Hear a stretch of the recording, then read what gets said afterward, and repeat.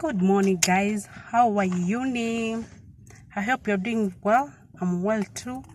Today I had salon appointment. Ndio nafika 20 minutes earlier. So at least you have ample time to work on my hair. So mnaona vile inakaa. Hata sijaishika. Nimetoka tu.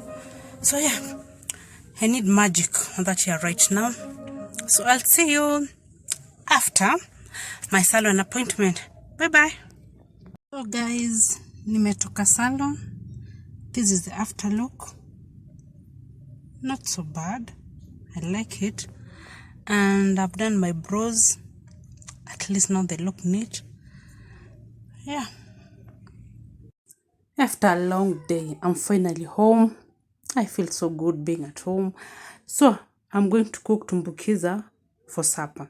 Ingredients: I'm having potatoes, as you can see, tomatoes sliced, nyama, which is beef, onions, garlic and ginger, and spinach for that matter.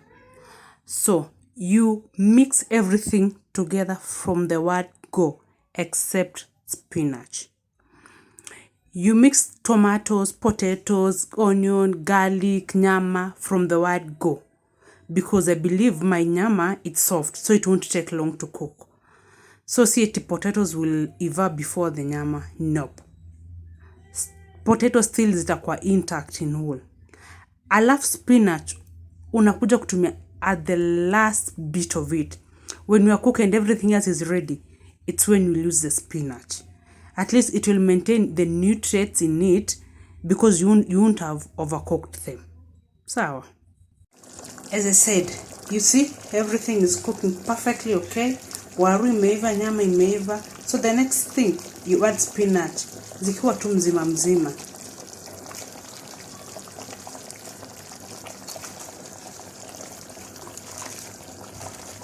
Una add spinach.